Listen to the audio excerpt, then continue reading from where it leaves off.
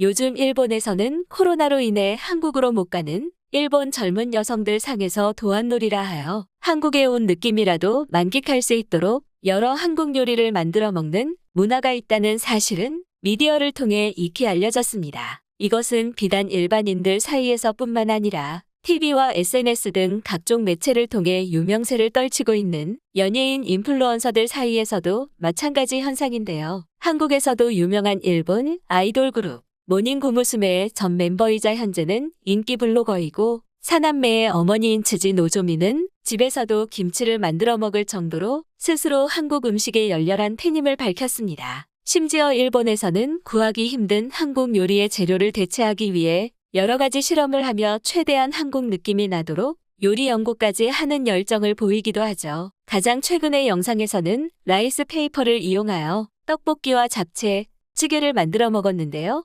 일본에서는 한국의 떡을 구하기 힘들기 때문에 물에 담가 말랑말랑해진 라이스 페이퍼를 여러 겹으로 겹쳐 감았더니 손쉽게 만들 수 있으면서도 한국 떡볶이 떡의 식감과 비슷해 매우 한국에 있는 것 같은 느낌이 난다며 감동했습니다. 그리고 그녀의 블로그를 통해 이 레시피를 접한 수많은 일본 네티즌들은 이것을 따라해보며 라이스 페이퍼를 이용해 떡볶이를 만드는 것이 조만간 일본에서 새로운 붐을 일으킬 것이라 추켜 세우고 있습니다. 150만 명이 넘는 유튜브 구독자 수를 지닌 에밀린 채널은 일본에 있는 한국풍 카페에서 뚱카롱을 먹던 중 돌연 감동의 눈물을 흘리는 모습을 보이기도 했는데요. 뚱카롱은 프랑스에서 건너온 디저트, 마카롱에 필링을 많이 넣어 뚱뚱하게 만든 음식으로 한국에서 시작돼 유행으로 만든 디저트입니다. 아무튼 원래 일본은 한국 붐이 일어나 유행에 편승한 일본인들이 너나 할 것 없이 한국을 흉내내기만 할 뿐 진짜 한국인이 조리하거나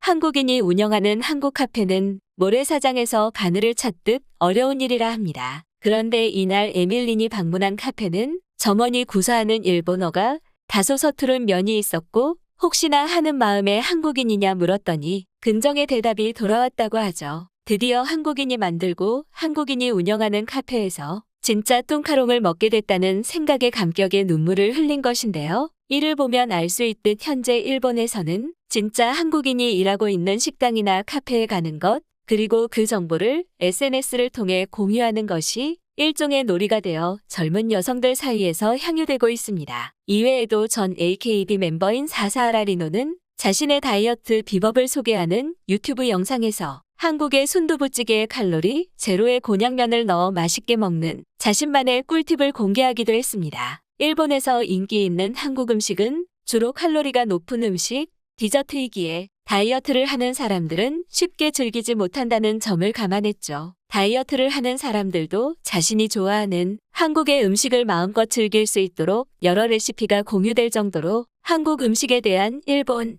여성들의 갈망은 대단한 수준입니다. 혐한 서적이 일본 서점에 코너에 버젓이 있는 국가에서 이토록 한류와 사랑에 빠지는 여성들이 많이 나타난다는 게 기쁘면서도 한편으로는 걱정이 되기도 하는데요. 실제로 SNS상에서 이들을 향해 무차별적 비난과 모욕을 서슴지 않는 우익 네티즌도 상당하다고 합니다. 대표적인 예로 한국의 오디션 프로그램 프로듀스 48에 출연하여 유창한 한국어 실력을 뽐내고 한국 문화에 대한 애정을 보였던 AKB 출신 미야자키 미호가 있습니다. 최근 오징어 게임이 전 세계를 휩쓸자 그녀는 자신의 유튜브 채널에 달고나를 만드는 영상을 찍어 올렸죠. 애초에 그녀의 유튜브 채널이 만들어진 존재 목적도 코로나 때문에 한국에 가지 못하는 마음을 달래기 위함이었습니다. 한국 아이돌 가수들의 커버, 댄스, 먹방 등으로 시작된 그녀의 채널은 한국의 각종 유행어 및 신조어를 일본인들에게 소개하는 콘텐츠와 88 서울 올림픽,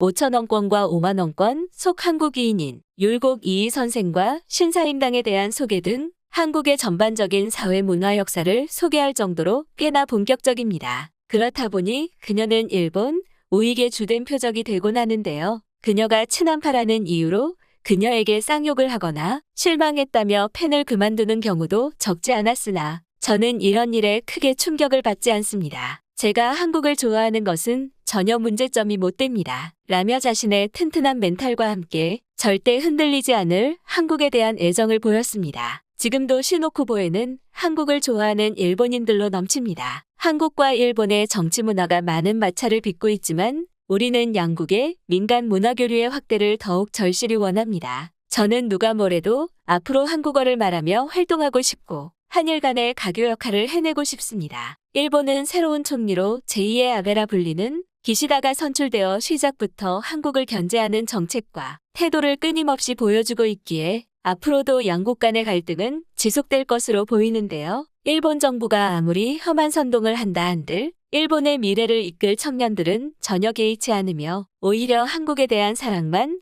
더욱 키워가고 있을 뿐이란 소식 알려드리며 오늘의 영상 마칩니다. 이 채널에서는 세계의 다양한 뉴스와 그것에 대한 각국 네티즌들의 의견을 다루고 있습니다. 이번 영상이 괜찮았다면 좋아요와 구독 부탁드립니다. 감사합니다.